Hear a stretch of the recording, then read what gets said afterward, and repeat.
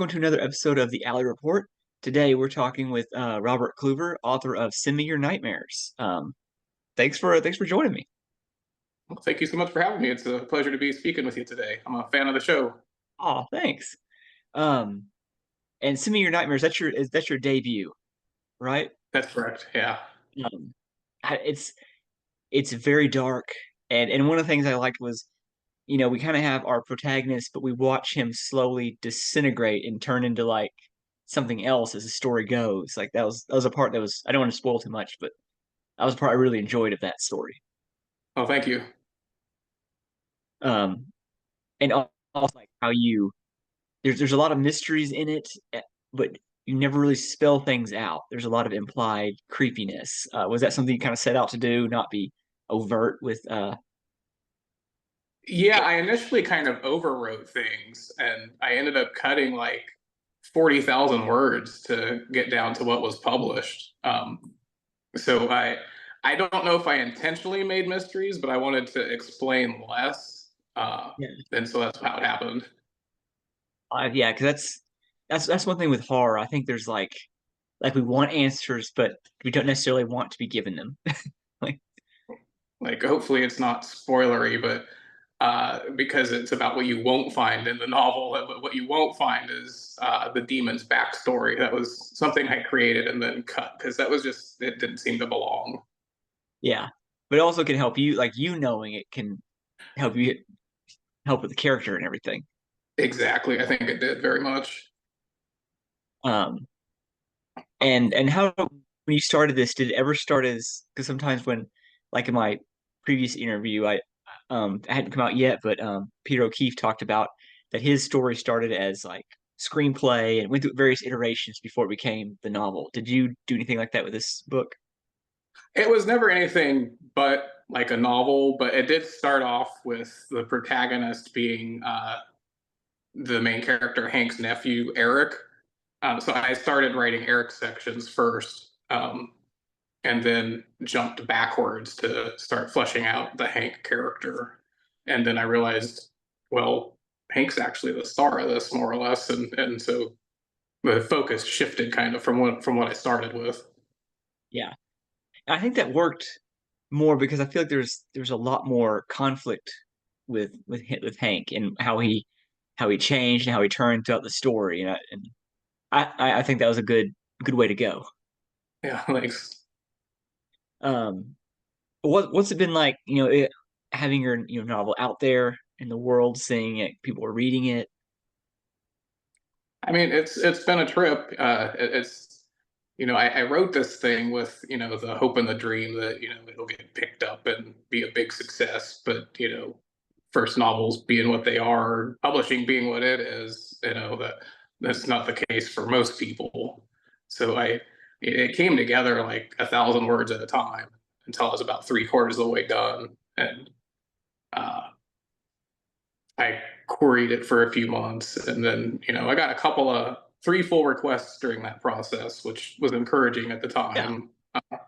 But everything ultimately led back to no. So I sat down at the very beginning of this year in January, thinking, well, here's a list of X, Y, and Z, the things I could possibly improve with this book and give it more love and attention. But when I sat down to address those concerns, I realized I'm happy with what I have. It's time to put it out. yeah. That's always a good thing to reach that point where 'cause sometimes I have stories or things I work on where I'm never sure if they're done or if I can do more with them. They kind of become the trunk novels where it's like I just don't know. Sure. Yeah, I have I think it's harder to write like short fiction for me because I'll start with a concept and flesh it out and call it done and fire it off to magazines. But it should really sit on that longer and let it kind of stew and develop. Yeah, there's the is it Stephen King talks about writing a book and then just putting it aside for months, just like and then Yeah, I've come heard back like to it. 6 months somewhere, and Yeah. like that's just crazy. Well, I this mean, whole when you bill have is this like whole yeah, it's harder on the indie side of things because I feel like there's a lot of pressure to have a follow up almost immediately ready. It's like Mhm. that like the second people have interest, you need to have like seems like three or four ready to go. and that can be Yeah. difficult. I wasn't even, I didn't study how people put out books, so I didn't bother with pre-ordering or any of that kind of stuff. It's just like, it's time to go. Let's fire this thing out into the world. So, book number two is in the works and about 80% of the way done with the first draft. And I'll shop that around to small publishers when it's time, but I can easily see that being self-published too. But maybe I'll be a little more patient with that and try to create some buzz and pre-order and whatnot and see if that helps anything. Yeah, I think it does. I think it's hard because you never want to feel like you're bugging people, but I feel like really there's so much like when people get book recommendations from social media and stuff like that, they're inundated. Is it really is that you have to remind them of your book almost all the Yeah. time, so you stand out, so that whenever they get like, oh, I'm going to pick up a book, like, that's that one I have seen a million times. I'm going to pick it up. Yeah. Like I was never a very online person before publishing my book, and now I feel like, you must be to make sure you're in the consciousness, so to speak. Yeah, that's the downside of the indie writing world is that having to have that social media connection and be there all the time. Like I envy, when the people that are like, oh, I can write a novel and then just send it off. That I don't have to talk to anybody. I don't have to. Yeah. It's like writing is a lonely, solitary work, and I enjoy that aspect of it. Mhm. It's one of the reasons I do it. Yeah, exactly. Um, well, before we started recording, we were kind of talking about, right now there's, the big debate with Heart Writers Association, and people are worried about what their statement about generative AI is going to be. Um, that's one thing I've not enjoyed, seeing the proliferation of generative AI. Yeah, it's absolutely crazy to me that an organization that it purportedly looks out for writers, that it isn't a clear-cut decision for them, for the leadership of the Horror Writers Association. Uh, if if the use of generative AI in producing horror fiction and art is okay to a professional organization of writers, it doesn't make any sense whatsoever. It kind of makes my blood boil just to think about. Yeah, I mean, because even like, outside of my horror writing, like my day job is I'm a copywriter, and I'm seeing firsthand, the companies that are laying people off because they're so excited. Yeah, I tell you, they can funnel more money to the top by getting rid of the writers. We can get rid of the writers, we can get rid of the artists, and we can keep all that money. So even Yeah, though generative AI is slop, and it's stolen copyrighted works, and it's awful and terrible, and the quality is garbage, like all these places are so eager. Like every commercial for Adobe or Canva or something is like, "Hey, we've got generative AI now, guys!" Like, and it's frustrating to see. it is. It's totally ruined internet search results. Just the AI in general, not necessarily the generative flavor, but uh, so the HWA has apparently taken over a year to come up with their position on this seemingly black and white issue. And I Yeah, wasn't aware it's been so long. This came to light to me this past week. I've only been a member for about a year, and I somewhat paid attention to them for the year before that. Um, so they have to craft a statement that they're going to release that they've been crafting for months. So that tells you right there that it's not a straight out hardline stance against it. There's yeah, no statement to craft if you're against it. And so yeah. they're going to release their statement at the end of the month, and there will be a 25-day comment period. Ugh, And it's like, what deal did they make with what company? Like what? Uh, there were the, recent elections in the board, and the role of president was one that was ran unopposed. And I don't know anything for fact and don't want to start rumors, but I know that the newly elected president has ties to some kind of someone with connections to the AI industry. They're firmly in the prop pocket of some tech bro. God, yeah. So they'll probably look at the HWA more as like a little project. Yeah, So, somewhere they like. I'm worried now that this person has like they're stealing the works of members to feed their partners theft tools, to Yeah. fuel their whatever they're using. I mean, because AI companies literally said like we need access to copyrighted works. We need to be able to steal, or else our technology doesn't work. And it's like, well, Yeah, then your our product technology isn't is viable. garbage. Yeah, it's Yeah. not viable without theft. And Mhm. It's absolutely insane that an organization of writers has to even think about it. So yeah, it's kind of terrible because things are just starting to look good on that front because everything I've heard slash read on social media is that you get the most out of the HWA through your local chapter. And for the year prior to my joining, and then the year I've been a member, there has been no local chapter here in Sacramento.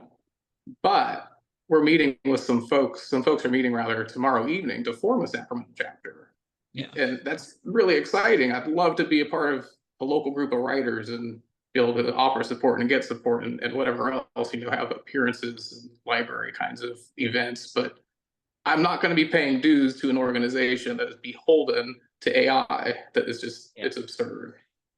yeah. And I'm hoping our fears are unfounded. Yeah, hopefully Because this I is know, all just a bit of feathers ruffled. yeah, because I know Brian Keene said something on Twitter about like you know my thoughts on AI and how I feel about it. So it's like okay, maybe they're not gonna maybe it's not as bad as we're thinking. But I don't know. The past few years have taught me that it's always usually just a little worse than you're thinking. Mm-hmm. It's never. I shouldn't be surprised uh, when running into self-serving, nonsensical people. Yeah, It's just you think if you have an organization of professionals, you might not have to deal with nonsense. So that's just not the case. yeah. Uh, um, well, on a lighter, better topic, um, you've had one of your stories has been featured on a podcast. Um, Yes. what story was that? It's called Disappearing Act, and it was on the March 3rd episode of a podcast called Creepy. They put out stories multiple times a week. Um, so that was a very cool sale to make just because it came at the end of my 3 4 months querying my novel. So it was like I knew nothing but rejection. And then all of a sudden this email shows up while I'm walking the dog and I'm like exclaiming, screaming, like, whoa, I sold the story. It's Yeah, incredible. that's amazing. Um, so yeah, they narrated this story that I wrote and it's just really cool to have out there. Perhaps it'll be collected if I ever put out like an anthology. Yeah. And when you hear your story read out loud, which is not something that a lot of us, when we write horror stories, get to hear. But when you hear that, does that change how you think about how you wrote a story or how you want to write a story? Does that like, With the one time I sat down and listened to the produced narration of my story, it like I enjoyed being able to hear it from someone else's voice, but it also kind of made me cringe because it's like, ooh, I don't like that part. I could do better there. It's like it was just it kind of highlighted things I would change. Is just what caught my attention. yeah, and it's kind of like especially like I feel like we all have a rhythm to our writing and a rhythm to our prose style, and sometimes it's a given that people will read it the way we read it, and they'll hear the voice that we hear when we read it. And sometimes when you have something on a podcast or on YouTube video or something, it's like, oh, that didn't come across how I wanted, or that didn't they didn't Yeah, pick up the what I cadence was trying to on do. the things were different. Yeah, than I would have read. I know for I had I had some stories read on a YouTube channel, and there's one story that I had in a story collection, and when I had it edited, an editor's note was, I feel like the story is too long. I feel like you can cut it back, like, and I didn't think so. I was like, no, I think it's perfect. And then listening to it, I was like, yeah, yeah, it's too long. I could have trimmed this down a little bit. Like, oh yeah, yeah, yeah. No, they had a point. Like I'll read aloud what I'm editing, but that still isn't the same thing as hearing it read to you. Yeah, so it's got to be especially crazy when people see their stories or books become like movies and TV shows, and like because Yeah, sometimes you see people are excited by it and others are like, oh man, I don't think I'll do that again. I Yeah, recently watched the 1981 masterpiece Slugs. It's a horror movie about killer slugs, and the author, it was based on like a extreme horror book written in the 70s, and the author was just like, I will never allow my books to be optioned again. Like slugs broke his heart. yeah. He couldn't move past it. Is that a fun one? I haven't heard of that. It's yeah, it's a fun one. It's a gory, exploitive, movie where the bad guys are slugs. Um, Sure. it's funny, like there are moments of genuine creepiness. Like you can tell they to make the slugs look scary and fast moving, they like sped up video of actual slugs. And that's Mhm. the only unnerving part in the whole movie is seeing them kind of like be weird and vibraty, and it's like, oh, okay, you did that completely unintentionally, but it works. That's kind of how that And movie is in salted general. enemy. Yeah, kind of how the movie is in general. Like I don't think that worked, but I don't think you intended it that way. Yeah. Sometimes that is for the best. Um, but with Send Me Your Nightmares, like when you're starting to sit down with your first novel, I feel like a lot of times a lot of our influences, our favorite things, really get poured into that. Like what were like the books or stories or authors that were really influencing you when you were sitting down to write that? I don't know if I was drawing from any particular books as I was writing it, but one of the first scenes I wrote was the character Eric's second grade sleepover, where the kids are shown Phantasm for a bunch of 7 and 8 year olds, and that's a page right out of my history. My parents were a couple of movie loving stoners who wanted to give me a cool sleepover for my birthday, and they rented this movie they loved, Phantasm, and showed it to us. So there's lots of little islands of biography in this novel. I think I feel like I draw more from personal experience than I was influenced by like any particular Yeah, author while writing it. You know, I mean, so like when I write from the perspective of the demon in the story, and that was just kind of an homage, well, not an homage, but taking a page from like Stephen King. A lot of his stories will give you the perspective of the antagonist, and that's something I enjoy reading. yeah. Um, Man, Phantasm at age 7. Did that make you a fan, or were you just like terrified? Well, I ended up with nightmares and whatnot, but the very next day turned into like a cherished memory. So after my parents called and apologized to all the other parents for the nudity and the gore that they just exposed their children to, my dad sat down with me and we fast forwarded through the VHS tape to all the scary or gory parts, and we'd sit there and he'd explain, like what he defanged the horror by showing it as like special effects and like what do you think this is made of, and so he really illustrated like horror as entertainment for me, and Yeah, so I still would have nightmares about some of the crazy creatures and happenings from the movie, but I approached horror as a spectacle from that moment on. yeah. I tried to do the same thing when one of my kids saw like a horror movie because another kid brought an iPad to school and was watching it, the 2017 one, in class. And so I was showing my daughter like behind the scenes stuff of like the actor playing Pennywise, put on makeup and stuff because I was like, oh, let's see, like it's real, but that freaked her out more because it made it seem more real, like he's a real Oh, thing. okay. I was like, why is this having the opposite effect? Phantasm's pretty phony, so it worked for me. Like the Yeah, blood of the monster or whatever is yellow. yeah, and like the weird little creatures, and I just love that. I love that entire series. I've seen them all. Yeah, yeah. The first one's a real comfort film for me. Yeah, Like, it's got a real dreamy atmosphere to it. exactly. That's what I love most about it. It's like you get to the end of it and you go, "Oh, how much of that was real? Let's watch again." Yeah, and I feel like the sequels, each one had like a different, like part two feels more like an action movie, and part three feels like it's more like a stripped down horror movie. Like I don't know, like they each have their own little thing, but nothing captures that first movie. Yeah, no, not quite. Do you know what the deal is with the second one? Because I was trying to rewatch all these movies recently, but I don't see that one anywhere. I don't know. Like, or I did a someone had someone else has the rights to it, or I don't know. I hope not, because I really like the second one. That's it's I love when they Because they all live on Peacock, yeah. uh, the NBC service, but no one has two. Oh, that's weird. Like I rented 2 years ago because me and a friend were doing a rewatch of the series, and you're able to find it easily then. But I'm guessing there's some weird rights thing. There always is. Probably.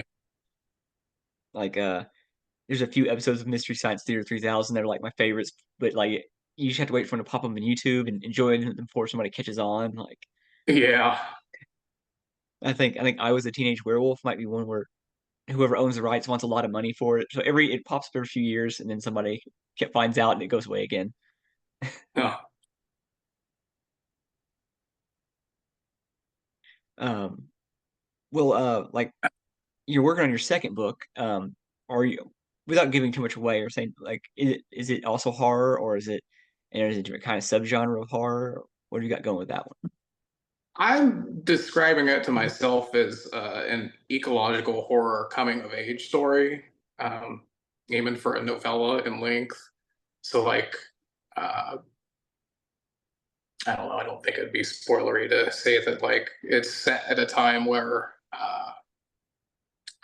there's a worldwide food shortage looming, water crisis looming, and uh, the main character is escaping an overbearing mother to go to college, just have this freshman year college experience. But everything's kind of turned upside down because the end of the world kind of has is kind of on the horizon. See, I love that. I love the because I think that's what's going to be when climate change shit finally hits. I mean, it's hitting the fan now, but when it really goes bad, is that when people try to hang on to the normalcy, like he's like, I'm going to go to my freshman year of college. I'm going to get this experience everybody else before me got, and it's like the apocalypse is happening around you. Yeah, yeah. So like in my story, there's a mandate to study life sciences and technology to try to come up with a solution to what's ailing the world right then. But uh, and I'm also throwing the tech bros under the bus, and Good, the AI data good. centers are a part of the problem of the heat death of the world. I mean, and they are like They are absolutely. yeah, That's not fiction. it's absurd because in so many countries real gains have been made in cutting back on carbon emissions, and they have been undone in the last year. Like any gains we made to maybe save this planet have been undone, so people can make AI slop. Like it's Yeah, could infuriating. crap out a story or give someone extra breasts or genitals or whatever people are doing. It's crunching all the numbers here.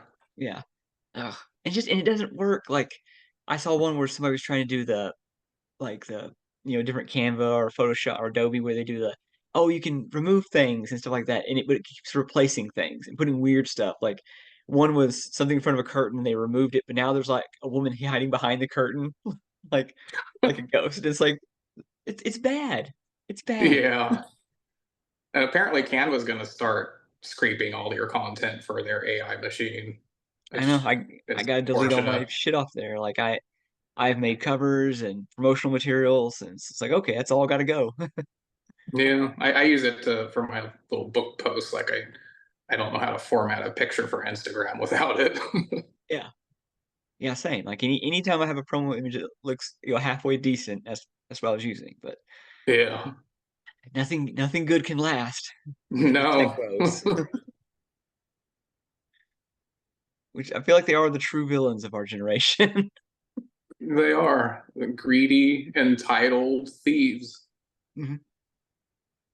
And yeah, and so if you're a person listening to this or watching this, and you think maybe I'll use generative AI to create something, you're not creating something. You're just a thief, and you're a lesser person, and a piece of your soul dies, and you won't get that And back. cooking the earth. Yeah, and you're cooking the earth, and your product is subpar. It's like you can't even say you created something amazing. It's like I destroyed the earth creating garbage covers for my garbage books. Good for you. I saw a headline the other day that someone was indicted or whatnot for they used AI to create a bunch of different songs and then That used AI to listen to those songs to get the royalties. he got like Like $10 they million. made yeah, oh, so you saw that story. Yeah, the thing. I mean, Insane. it's technology, for thieves by thieves. So I don't know why anybody would be surprised. Yeah. um, well. Oh, sometimes this question I like to ask because I always get good recommendations this way. What are you reading right now that you like particularly enjoyed, or you just read that you really liked? I just finished A Lush and Seething Hill by John Horner Jacobs, and that was outstanding. Love that book. Uh, I had seen some buzz around it lately on Twitter and from different folks, and so I need to give this thing a try. To hallucinatory cosmic novellas, like that sounds like my jam. So, Yeah. and I'm glad I checked it out because they are fantastic. Oh yeah. This like I love them, and I love it's like you have these two novellas that are nothing alike. I mean, they share some themes, but they're just creepy and unsettling, and it kind of worm their way into your brain and on their own unique ways.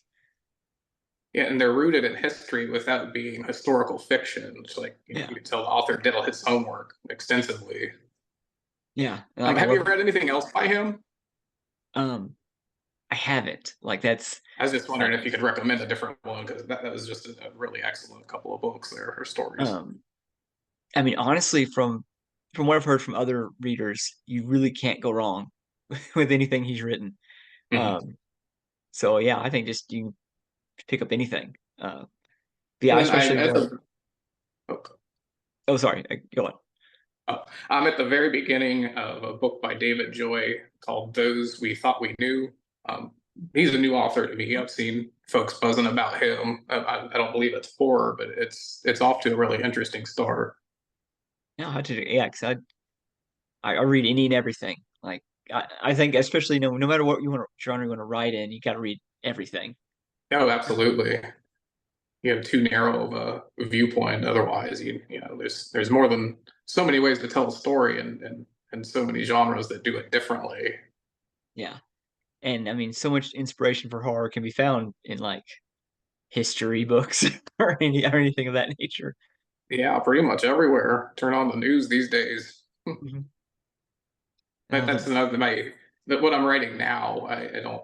I think it's safe to say it's become a completely different thing. The original inspiration for it was a story on John Oliver's show Last Week Tonight. mhm. It's a weekly news program where he covers real life horrors, essentially. Um, but it was a story about how, without too much effort, anyone can order up a corpse and have it delivered. Yeah. I haven't seen them, but I watched the recent Unsolved Mysteries on Netflix, and one of the episodes was somebody finding a severed head in the woods, and it looked like Oh, it was planted there by somebody trying to frame somebody else. And one of the things they talked about was, these expos they'll have where people are test medical equipment and things like that, and they'll have corpses there, and a lot of the times the pieces of them are just put in a dumpster, and that this guy probably just got a head out of a dumpster. Like it's just in a trash can. Like when people go dumpster diving, you could find a body. oh man, that's savage. Yeah, or like the John Oliver thing. Like you could buy one for $500. Like you have Yeah. some cash burning a hole in your pocket and would like a head. Um, well, thank you again for coming on here. This has been awesome. Yeah. Thank you so much And for having me. It's been a blast. yeah, and anybody reading, listening or watching, check out Send Me Your Nightmares. It's this Margot. I have a Jack Russell. She's been quiet until this moment. Um, but yeah, get his debut novel. It's fantastic. It's creepy. I really enjoyed it, and thanks again. Well, thank you so much.